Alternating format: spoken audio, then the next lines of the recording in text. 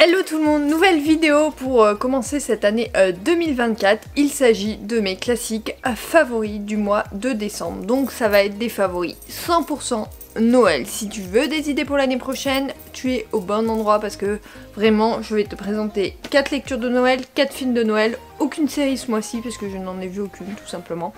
Donc voilà, j'ai pris vraiment mes préférés. Alors après ça va être un peu des redites des mes vlogmas parce que très clairement je n'en ai pas lu plus que pendant les vlogmas.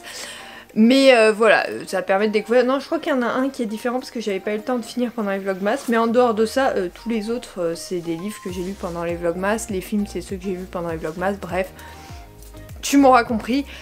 Mais c'est un redit pour te faire un petit résumé. Puis de toute façon, je te fais des favoris depuis... Ça va faire 2 ans que je te fais des favoris chaque mois. Donc je continue pour cette année 2024, comme tu peux le constater. Alors c'est parti, tout de suite, je commence par les lectures.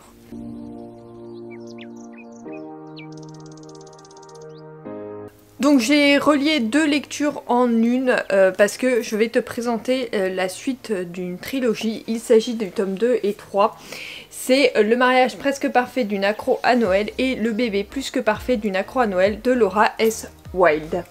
Je vais te lire les 2 résumés avant de te... Non, je vais te lire le résumé de celui-là, donc le premier, avant de te lire le résumé du deuxième, comme ça je te donne 2 avis un peu différents. Zoé est aux anges. Ethan et elle vont se marier. Entre l'accro à Noël et son Scrunch, c'est l'amour fou. Et le projet qui les attend va être encore plus. S'unir pendant les fêtes de fin d'année. Pendant un an, Zoé s'est donné corps et âme pour préparer la cérémonie de ses rêves. Alors, lorsque le couple s'apprête à rejoindre Screwflaker's Garter à quelques jours des noces, tout est réglé comme du papier à musique à un détail près. Retenu à New York à la dernière minute par son travail, Ethan se voit contraint de reporter son départ et c'est Suzanne, sa mère, qui accompagne Zoé pour l'aider dans les derniers préparatifs. Le problème, elle a horreur de Noël. À mesure que le grand jour approche, des tensions commencent à apparaître entre les 2 familles. Entre désaccords et coups bas, Zoé va rapidement réaliser que le mariage qu'elle avait idéalisé sera loin d'être parfait. Il a l'air génial, on est d'accord. J'ai adoré, l'ambiance de Noël est bien présente, on retrouve bien Ethan et Zoé que j'avais beaucoup aimé dans le premier tome que j'avais lu l'an dernier. Voilà, ce qui m'a juste un peu agacé c'est la mère d'Ethan, franchement c'est une femme détestable, je n'ai pas pu me la voir du bouquin, donc très compliqué, je trouve qu'elle donne trop son avis, et Ethan est un peu trop laxiste avec sa mère, enfin bon il donne pas beaucoup son avis, il reste passif, il dit, enfin on n'a pas trop le point de vue d'Ethan, mais enfin on a le point de vue d'Ethan mais il reste trop passif à mon goût, j'aurais préféré qu'il soit un peu plus proactif dans ce mariage et qu'il soit pas retenu, oui ok il est retenu pour son boulot mais bon en même temps c'est ton mariage, c'est qu'une fois dans ta vie donc tu te débrouilles pour être présent. Bref, il y a juste ça qui m'a énervé mais en dehors de ça c'est une très bonne lecture. Le deuxième qui est donc le 3e tome, je te lis le résumé. On va avoir un bébé noëlesque. À 8 mois de grossesse, Zoé est sur tous les fronts. En plus de ses obligations contractuelles avec les hôtels de Manhattan, cette année, c'est son entreprise qui a été choisie pour décorer le sapin du Rockefeller Center. Et fidèle à elle-même, Zoé se donne sans compter pour marquer les esprits. Peut-être un peu trop d'ailleurs. Sur recommandation des médecins, la jeune femme se voit contrainte de rester alitée, ce qui met à mal sa positivité légendaire. À l'approche de la naissance de leur enfant, Ethan, accompagné des Ronels, se lance dans une mission spéciale, redonner le sourire à sa reine de Noël. Et pour cela, il sera prêt à tout, même à renier le Scrunch en lui pour répandre à son tour la magie des fêtes. Entre imprévus, retrouvailles familiales et de nouveaux départs, ce Noël s'annonce mouvementé. Malgré le tourbillon qui les attend, Zoé et Ethan parviendront-ils à construire leur foyer plus que parfait? J'ai bien aimé ce second tome, pas du tout. Ce 3e tome est hyper sympa, en fait il est dans la même veine que les autres, sauf que l'agacement que j'ai eu pour le 2e, bon bah voilà, il n'y était pas présent. Si je devais classer tous ces tomes là, je dirais qu'en premier je mettrais le 1er tome, en 2e le 3e tome, et en 3e le 2e tome. Voilà, pour te les classer, mais c'est une trilogie que je te recommande parce qu'elle est vraiment parfaite. À chaque fois, il y a un an qui se passe, donc à chaque fois on les retrouve pour Noël. Je ne sais pas s'il y aura une suite, en tout cas moi je suis prêt à retourner au pays de Noël en compagnie d'Ethan et Zoé parce que vraiment c'était 2 personnages que j'ai adorés comme tu as pu le comprendre.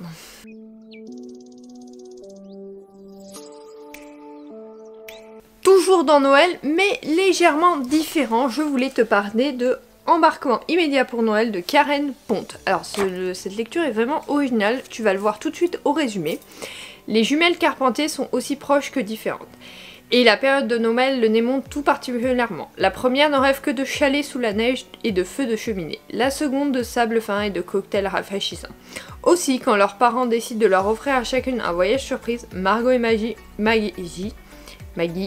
ont pour mission de boucler leur valise avec pour seul indice la garde-robe adéquate. Mais le jour du départ, elles découvrent avec horreur que l'agence de voyage a inversé leurs billets.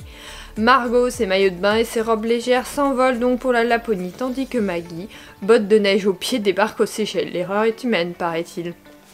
Bon, tu l'as compris, on suit deux sœurs chacune dans un endroit qu'elles pensent détester et qui vont finalement... en fait, finalement, ça les rapproche plus que ça va les éloigner. Au début, on voit l'agacement, les situations drôles et tout ça, et puis après, on apprend à connaître les deux sœurs, les deux jumelles, et franchement, on passe un excellent moment en leur compagnie. Il faut dire qu'elles sont très drôles, et puis les situations sont... juste à mourir de rire, vraiment. Karen Ponte, j'avais lu un bouquin d'elle et j'avais pas trop apprécié, mais j'ai jamais retrouvé le bouquin que j'avais lu d'elle. Et du coup, ça devait être un bouquin que ma maman a passé, et en fait, je me rends compte que je l'ai peut-être pas chroniqué. Et du coup, je ne sais plus lequel c'était, mais je me rappelle que la plume m'avait pas forcément entraînée. Pourtant, dans celui-là, ça a été tout le contraire. Alors, je sais qu'elle en a sorti d'autres pour Noël. Je ne les ai pas achetés pour cette année parce que du coup, ma pile à lire était déjà... faite quand j'ai entamé celui-là, bon logique en même temps je la fais toujours fin novembre, début décembre, donc logique qu'elle soit faite. Peu importe, du coup je pense en lire d'autres et j'en ai un autre d'elle, pas du tout sur Noël, dans ma pile à lire, donc je vais découvrir dans les prochaines semaines. En tout cas là sa plume m'a vraiment entraînée et j'ai bien aimé l'alternance de point de vue avec Maggie et Margot. Margot, c'est ça? Oui. Maggie et Margot, avec leurs deux voyages en parallèle, j'ai trouvé ça hyper sympa. En tout cas, moi, j'ai passé un bon moment.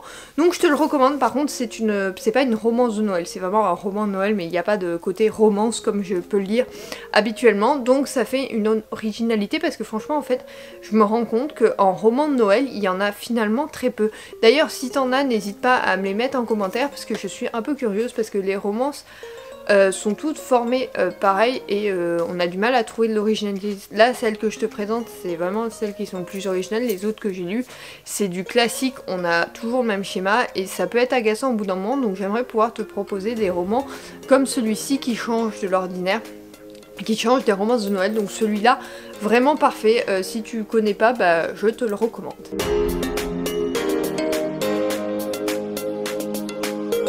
Ensuite, on revient avec une romance plutôt classique, un schéma plutôt classique de romance de Noël, avec notre désastreuse Christmas Party d'Emily Parizeau. Emily Parizeau, je l'ai découvert l'an dernier en lisant un autre roman d'elle qui n'avait pas été forcément un des meilleurs, pourtant celui-là, un de mes préférés de cette année. Ça y est, l'époque la plus folle pour travailler chez Warner Me Up vient de commencer. Le loufoque directeur de cette nouvelle marque de doudoune a un péché mignon, Noël. Pendant les fêtes de fin d'année, l'entreprise doit être au diapason de son humeur guillerette. Chants de Noël dans les couloirs, pulls moches à tous les étages et tournées de pain d'épices sont au rendez-vous. Pour Blair, assistante de direction, les demandes extravagantes de son patron sont un cauchemar.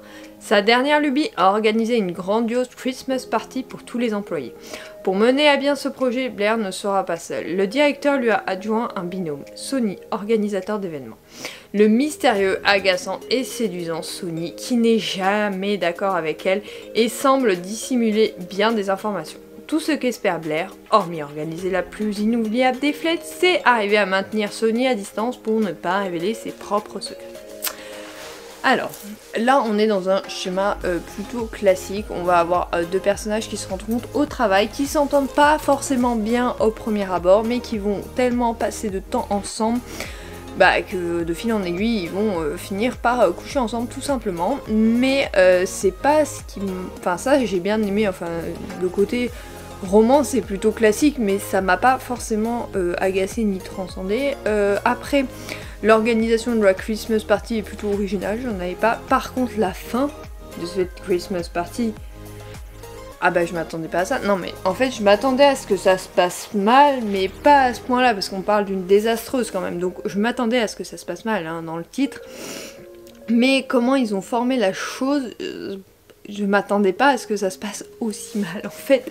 Donc voilà, vraiment quand il y a eu la tournure, bah tu sais dans les romans souvent les deux personnages principaux se séparent à un moment donné. Enfin du moins ils se séparent pas, mais disons que leur relation est pas un terme, mais ils sont en plein doute et souvent ils sont pas vraiment ensemble à ce moment-là. Et là, à ce moment-là, je l'avais pas vu venir en fait. Vraiment, je savais que ça allait arriver, mais je pensais pas comme ça, enfin de cette manière-là. Je veux pas te spoiler, mais vraiment, il y a une touche d'originalité que j'ai bien aimée. Le seul reproche que je fais à ce roman, mais c'est à tous les romans de Noël, c'est qu'on a du mal à savoir d'où viennent les personnages et où ils vont. C'est le seul reproche que je ferai malheureusement. Après, voilà, ça reste une romance de Noël que je ne peux que te recommander. Donc voilà, t'as eu mes 4 romances de Noël que j'ai adorées. On va passer tout de suite du coup au film.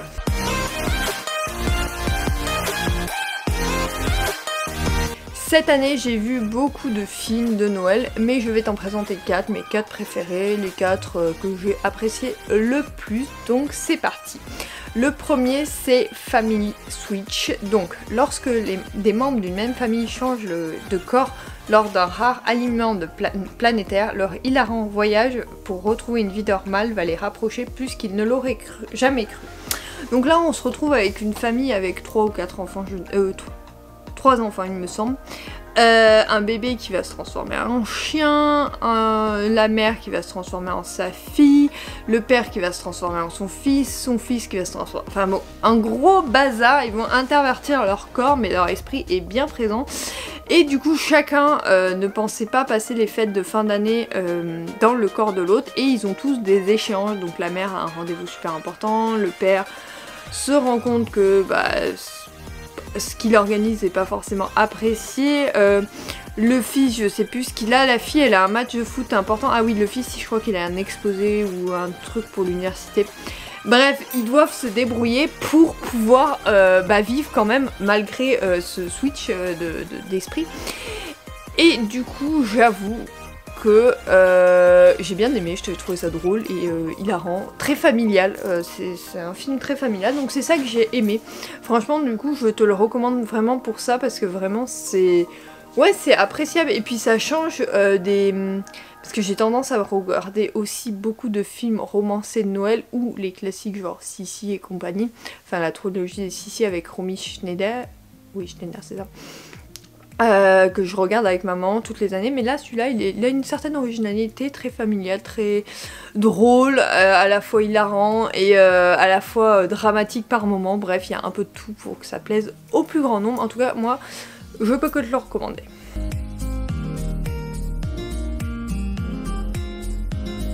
Ensuite nous avons De bons vœux. Déterminé à honorer sa dernière volonté, de son grand-oncle qui possède la ferme familiale, une cadre new-yorkaise fait équipe avec un beau fermier pour sauver le marché de Noël de leur ville natale. Tous les films viennent de Netflix hein, pour info. J'en ai vu ailleurs, mais là c'est ceux de Netflix, j'avais suivi à peu près leur calendrier de l'Avent. J'ai pas vu, pas la moitié, mais c'est pas grave. J'ai suivi leur calendrier de l'Avent, donc si tu veux tous les retrouver, tous ceux que j'ai vus, c'est dans le calendrier de l'Avent. Celui-ci, en fait, c'est une jeune new-yorkaise donc qui va hériter de la ferme familiale et qui va avoir pour objectif au départ de la vendre, mais d'organiser une dernière fois le marché de Noël. Et finalement, elle va être prise de passion pour ce marché et tout ça. Et du coup, de fil en aiguille, elle va évidemment vouloir garder cette ferme familiale, mais bon, tout n'est pas facile avec les pièces rapportées comme on dit. Donc voilà, évidemment on a une romance avec le fermier, tu t'en doutes au résumé, on va pas se cacher. Moi ce que j'ai aimé c'est l'esprit de Noël, très clairement j'ai kiffé l'esprit de Noël, l'esprit de partage, l'esprit familial, enfin bref, tout ça j'ai adoré et j'ai beaucoup aimé l'énergie qu'elle met à refaire vivre ce marché de Noël, donc vraiment je te le recommande. Puis les personnages sont extrêmement attachants, à part son copain au départ, hein, parce que alors lui je peux pas me le voir, mais bon.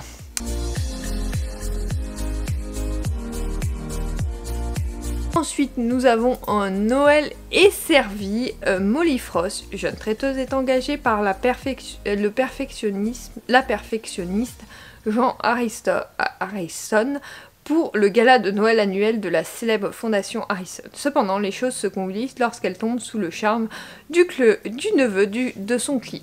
Donc en fait, Molly, c'est une jeune fille pétillante et tout, qui fait tout pour son entreprise, qui veut la développer et tout ça. Et c'est une occasion en or, sauf qu'en fait, elle va tomber sur le neveu. Au départ, elle va pas savoir que c'est lui, elle va croire que c'est le commis, son nouveau commis, donc vraiment hilarant. L'histoire est à la fois drôle et trop mignonne. En plus, on a l'esprit de Noël, mais genre... lui, le neveu, en fait, il veut pas récupérer l'entreprise familiale et la fondation notamment parce qu'il dit que ses cousins sont meilleurs pour ça. Sauf que sa tante est persuadée que lui ferait un bon successeur et du coup, on va avoir vraiment, elle va le mettre sur la route de la traiteuse, ouais. Et en fait, finalement, il va tomber sous le charme et il va vouloir rester pour elle. Et voilà, de fil en aiguille, tout le monde va y trouver son compte. Et je trouve l'histoire toute mignonne, très familiale, très reposante, très dans le partage, mais aussi dans le partage intergénérationnel et même de la même génération de ceux qui ont les moyens vers ceux qui l'ont moins. Donc vraiment, le gala sert vraiment à ça et c'est ce que j'ai beaucoup aimé. Donc voilà, c'était un film là que je recommande, il m'a vraiment touchée et les personnages également m'ont beaucoup touchée, que ce soit les personnages principaux comme les personnages secondaires. C'est un film à voir vraiment en période de fin d'année, pas forcément de Noël mais de fin d'année, je trouve qu'il est vraiment parfait.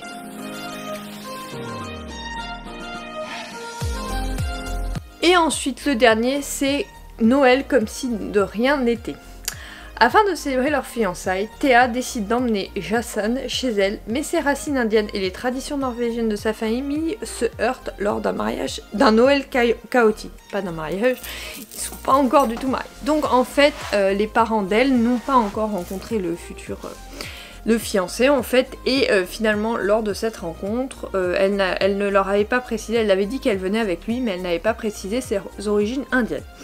Le problème, c'est que les traditions indiennes au niveau de Noël et norvégiennes ne sont pas les mêmes.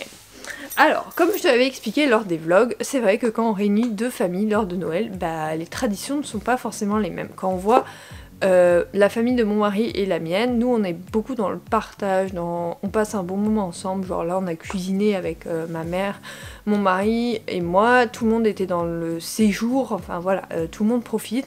Chez mon mari, c'est... si c'est chez sa grand-mère, c'est sa grand-mère qui cuisine à la limite avec ceux qui couchent, enfin qui dorment sur place le soir, mais pas plus, il n'y a pas de partage au niveau de ça. Et chez ses parents, il ne faut surtout pas rentrer dans la cuisine, au risque, je sais pas, je n'ai pas essayé.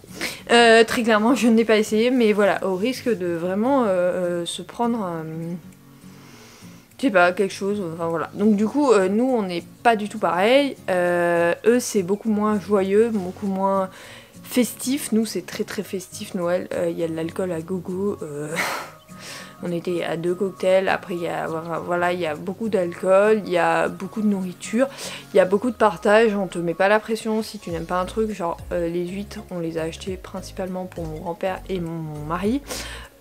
Personne ne compte combien d'huîtres tu manges. Dans la famille de mon mari, on compte combien d'huîtres tu manges et tu dois manger exactement le nombre d'huîtres qui est prévu pour toi. Donc t'as pas l'impression d'avoir la pression, tout va bien. Donc c'est des traditions comme ça, donc ça se heurte. Nous, bon, on a fait un choix et mon mari était d'accord. Comme j'étais pas forcément la bienvenue de leur côté, il a plutôt, en fait on a fait l'inverse, lui vient chez nous, enfin de notre côté, enfin de son côté maintenant, parce qu'on est mariés, donc c'est sa famille également. Et eux ils séparent toujours belle famille, famille, nous on dit notre famille c'est du côté de mes parents, sa famille c'est sa famille, parce que voilà. Mais nous on s'est adapté, il n'y a pas d'huîtres à Noël chez nous, parce que, alors mon grand-père adore les huîtres, sauf que ma mère et mon oncle n'aiment pas du tout les huîtres. Donc mes grands-parents ont pris parti de ne plus mettre d'huîtres à Noël. Mon mari a dit il est hors de question qu'on ait pas de huîtres à Noël, donc depuis qu'on l'organise, ça fait 2 ans maintenant, qu'on l'organise à la maison, il y a des huîtres à Noël, pour le plus grand plaisir que mon grand-père qui en mange, mais alors je te dis même pas combien. Voilà, tout simplement, mais c'est simple, hein, il en mange et voilà, c'est tout. Et bon, ma grand-mère râle, mais ça c'est une autre chose.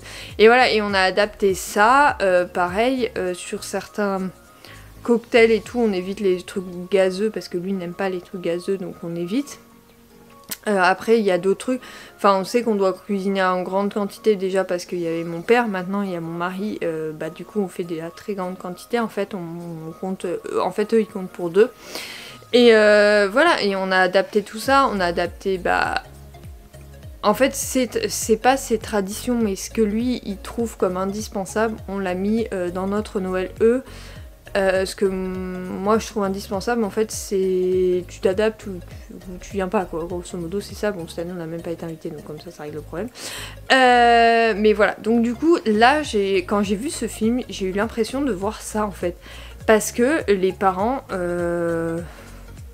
c'était complètement absurde en fait. Ils essayaient pas de... Parce que les premières années tu montres comment tu fais Noël, et après les autres années tu t'adaptes, enfin tu t'adaptes, on t'a pas demandé de changer tout au Noël. On t'a juste dit, il y a quelques trucs fondamentaux que l'autre a besoin pour se sentir bien, t'essayes de le faire, et lui c'est les huîtres. Voilà, donc tu le fais comme ça. Après il y a d'autres trucs, enfin genre on en fait les pulls moches maintenant le 25. C'est les pulls moches même s'ils sont pas moches de Noël. Et voilà, mais il y a plein de trucs comme ça, t'essayes d'adapter, que tout le monde se sente bien. Et là dans ce film là je trouve qu'il est très représentatif et je trouve que tous les problèmes qu'on peut rencontrer avec notre belle famille ou même sa famille quand on a du mal, mon mari, depuis qu'il a vu comment on fêtait Noël dans ma famille, il me dit ça serait compliqué de retourner dans la mienne en fait, parce que c'est pas du tout la même ambiance, elle est beaucoup moins pesante, il fait vous êtes toujours en train de rigoler ou quoi. Surtout il n'y a pas de pression, personne met la pression à personne, enfin c'est bon quoi, il y a un moment c'est Noël pour tout le monde, en plus on est... Alors, on n'est que 3 générations, mais sachant que mes cousines ont que 10 ans, on a une génération d'écart. Hein. Donc du coup, on pourrait dire qu'on est 4 générations sur la même table. Et du coup, il faut bien s'adapter. On fait le Noël des petits à l'apéro, il faut leur monter leurs jouets et tout ça. Bon, on s'adapte. Là, on a arrêté Noël, par exemple, le 24. On a arrêté, je crois que c'est au plat principal. Après, on a fait une pause genre d'1 heure pour finir de monter la cuisine de ma cousine, pour qu'elle nous fiche la paix. Donc voilà, mais c'est que des trucs comme ça. Nous on est beaucoup dans le partage. Et là j'ai eu l'impression que c'était un peu ça. Donc j'ai trouvé ça sympa.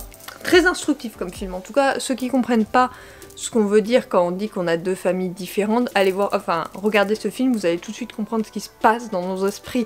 Parce qu'il y en a qui comprennent pas. Mon mari, sa famille ne comprend pas. Alors déjà on vient pas, on n'est pas invité donc on va pas venir. Mais ne comprend pas pourquoi on se sent pas à l'aise.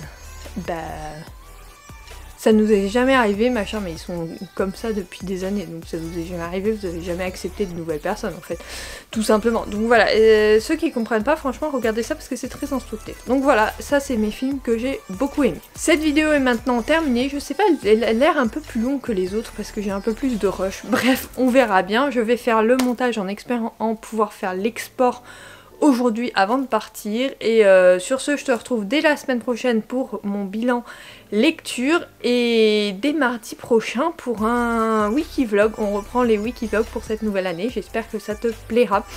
Je vais essayer de te tourner plus de trucs dans les wiki vlogs, donc j'espère que ça sera bien. Déjà là on va faire un reset quotidien, donc tu verras ça la semaine prochaine. Sur ce, j'espère que cette vidéo t'a plu. N'hésite pas à me mettre tes lectures que tu as aimées, tes films que tu as aimés et tes séries que tu as aimées au mois de décembre, comme ça je pourrais peut-être piocher pour mes futures lectures et visionnages. Ça me donnera des idées, notamment au niveau série, parce que j'ai l'impression de ne plus avoir rien à voir, donc ça m'énerve un peu. Donc n'hésite pas, la barre de commentaires est là pour toi. Sur ce, je te fais de gros bisous et je te dis à la semaine prochaine. Bye!